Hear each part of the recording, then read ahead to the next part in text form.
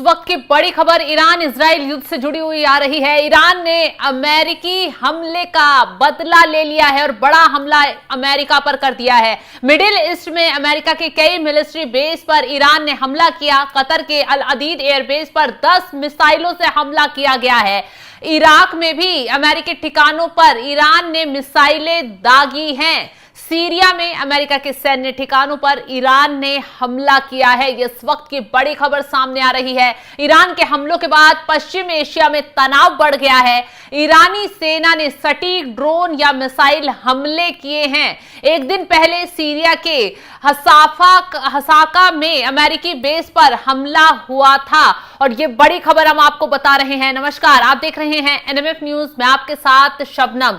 जिस तरीके से अमेरिका ने आधी रात ईरान के जो परमाणु ठिकाने थे उनको तबाह करने का काम किया, उन तक मिसाइलें दागी, बॉम्बरों से अब बॉम्ब बरसाए और ईरान को तबाह करने का काम किया। अब ईरान की तरफ से अमेरिका को आंख दिखाते हुए बड़ा पलटवार किया गया है। जितने भी देशों में अमेरिकी एयरबेस बने हुए थे, सैन्य ठिकाने थे जो अमेरिका के, उन तक अब ईरान की तरफ से मिसाइलें दाग दी गई हैं। आधी रात ईरान की तरफ से यह बदला लिया गया और इस बदले के बाद ट्रंप जो है वो थोड़ा परेशान जरूर हो गए हैं। हालांकि ट्रंप की तरफ से ईरान को लगातार धमकी दी जा रही थी, अगर पलटवार किया, कोई कदम उठाया तो अंजाम खतरनाक होगा। लेकिन ईरान यहां पर झुका नहीं। ईरान ने मिडिल ईस्ट को धुआं धुआं कर दिया है। मिडिल ईस्ट में अमेरिकी सैन्य ठिकानों पर बड़ा हमला किया।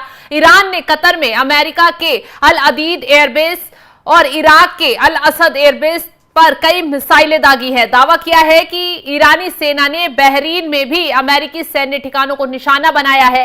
हालांकि ईरान की ओर से सिर्फ कतर पर अमेरिकी सैन्य ठिकानों को निशाना बनाए जाने की बात कही गई है। इस हमले के बाद यूएई, कतर, इराक और बहरीन ने अपना एयरबेस बंद कर दिया। ओमान, कुवैत और बहरीन में हमले को लेकर सायरन बज रहे हैं। ईरान की सेना ने इन हमलों को operation good news of victory नाम दिया है। ईरान के supreme leader Ayatollah Ali Khamenei ने पहले ही अमेरिकी सैन्य बेस पर हमला करने की चेतावनी दी थी। उन्होंने कहा था अगर अमेरिका इस जंग में कूदेगा तो उसके सैन्य ठिकानों को निशाना बनाया जाएगा। हालांकि कतर ने बयान जारी करते हुए कहा है कि ईरान की तरफ से जो भी हमला किया गया उसे विफल कर दिया गया है। इसी बीच सऊदी अरब के आसमान में अमेरिका के फाइटर जेट को उड़ान भरते देखा गया है। इस हमले के बाद अमेरिकी राष्ट्रपति डोनाल्ड ट्रंप ने सुरक्षा समिति की बैठक बुलाई है।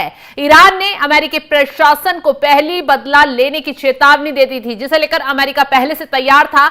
ईरानी सेना के नए chief major general Amir Hatami ने अमेरिका को चेतावनी देते हुए साफ साफ कहा था उन्हें कड़ा जवाब देंगे। अमीर हतामी ने साफ साफ कहा था हमने कई बार अमेरिका का सामना किया है, जब भी उन्होंने हम पर हमला करने की कोशिश की उन्हें कड़ा जवाब मिलेगा।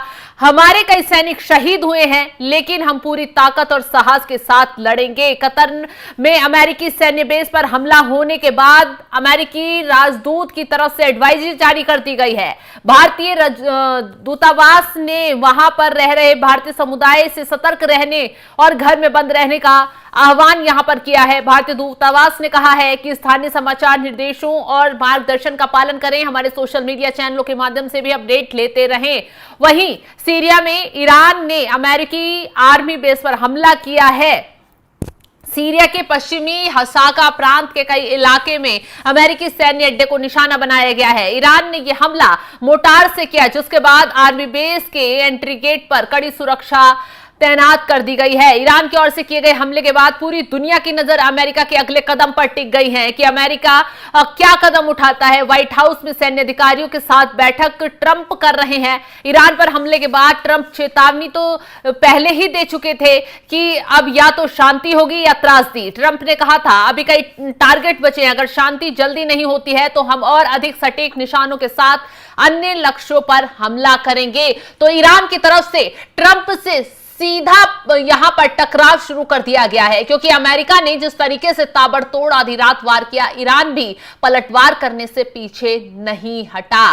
कतर तक मिसाइलें दाग दी, इराक तक मिसाइलें दाग दी। वही इराक जहां अमेरिका की सरकार है, अमेरिका को सपोर्ट करने वाली सरकार है, वहां तक ईरान ने अपनी मिसाइलें दाग दी। कतर में जो एयरबेस है अमेरिका के सैन्य ठिकाने हैं उनको नस्तनाबूद करने का काम किया। हालांकि जैसे ही ईरान की तरफ से पलटवार किया गया, मिसाइलें दागी गई, ट्रंप की तरफ से एक बड़ा ऐलान कर दिया गया कि हमने दोनों देशों के बीच सीजफायर लागू करवा दिया है। इजराइल और ईरान अब बातचीत की टेबल पर आ गए हैं और सीजफायर लागू हो गया है। 12 दिन बाद यहां शांति स्थापित हो पाई है। तो ट्रंप की तरफ से यह बड़ा दावा किया गया, लेकिन ईरान जो है वो अपने हमले रोकने से फिर भी बाज नहीं आया। हालांकि ट्रंप की तरफ से जो सोशल मीडिया पर पोस्ट लगातार किए गए उसमें क्या कुछ कहा गया वो आपको ग्राफिक्स के जरिए बताते हैं। ट्रंप की तरफ से सीधा सीधा कहा गया, इजराइल और ईरान के बीच इस बात पर पूरी तरह से सहमति बन गई है कि पूरी तरह से युद्ध विराम होगा। 12 घंटे के अंदर जंग खत्म हुई मानी जाएगी। ये ऐसी जंग है जो कई साल तक चल सकती थी और पूरे मिडिल ईस्ट को खत्म कर सकती थी, लेकिन ऐसा नहीं हुआ और कभी नहीं होगा। ईश्वर इजराइल को आशीर्वाद दे, ईश्वर ईरान को आशीर्वाद दे, ईश्वर मिडिल ईस्ट को आशीर्वाद दे, ईश्वर अमेरिका को आशीर्वाद दे और ईश्वर पूरी दुनिया को आशीर्वाद दे। शांति। मुझे पता था कि अब वक्त आ गया है, दुनिया और मिडिल ईस्ट ही असली विजेता है। दोनों राष्ट्र अपने भविष्य में जबरदस्त प्रेम, शांति, समृद्धि देखेंगे। तो ट्रंप की तरफ से साफ साफ ये बयान दिया गया और कहा गया उन्हें बहुत कुछ हासिल करना है और फिर भी अगर वे धर्म और सत्य के मार्ग से भटक गए तो उन्हें बहुत कुछ खोना पड़ेगा। इजराइल और ईरान का इस्तकबिल असीमित है और महान वादों से भरा हुआ है। ईश्वर आप दोनों को आशीर्वाद दे। ट्रंप की तरफ से दोनों देशों के लिए यहां पर कामना की गई है और ट्रंप की तरफ से दावा कर दिया गया कि अब जो है सीजफायर लागू हो चुका है, लेकिन हालात सीजफायर वाले कहीं तक नजर नहीं आ रहे हैं। ट्रंप ने एक बार फिर यहां पर अपनी बेइज्जती कराने का काम कर दिया है। वो कैसे? दरअसल जिस तरीके से भारत पाकिस्तान के बीच जब विवाद हुआ था, जब वहां पर भारत की तरफ से ऑपरेशन सिंदूर चलाकर पाकिस्तान के आतंकी कमर तोड़ी गई थी, तो पाकिस्तान गिड़गिड़ाया भारत के आगे कि सीजफायर लागू किया जाए, किसी तरह ये जो संघर्ष बढ़ा है इसको रोका जाए।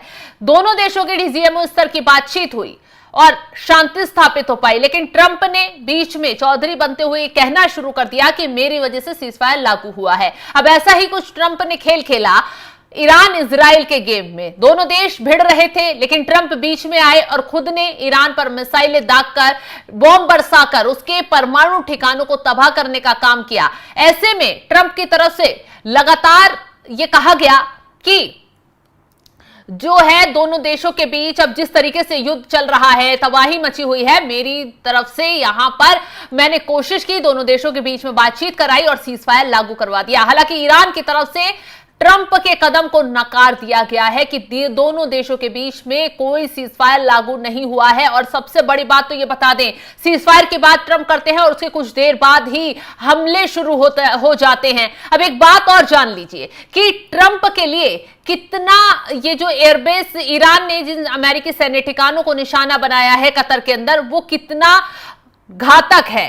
दरअसल अल अदीद एयरबेस अमेरिका के लिए क्यों खास है तो ये बता देते हैं। यूएस सेंट्रल कमांड का फॉरवर्ड हेडक्वार्टर है। यहां से अमेरिका मध्य पूर्व, इराक, सीरिया, अफगानिस्तान सहित कई अभियानों को नियंत्रित करता है और इसी के साथ यहां पर इसमें 10,000 से अधिक अमेरिकी कर्मी B-1, B-52 और MQ-9 प्रिपेयर होते हैं। इसे पश्चिमी एशिया में विशाल और मजबूत एयर ऑपरेशन हब मानता है। दोहा से 20 मीटर दूर बेस लगभग 275 किलोमीटर दूरी पर ईरान के किनारे स्थित है।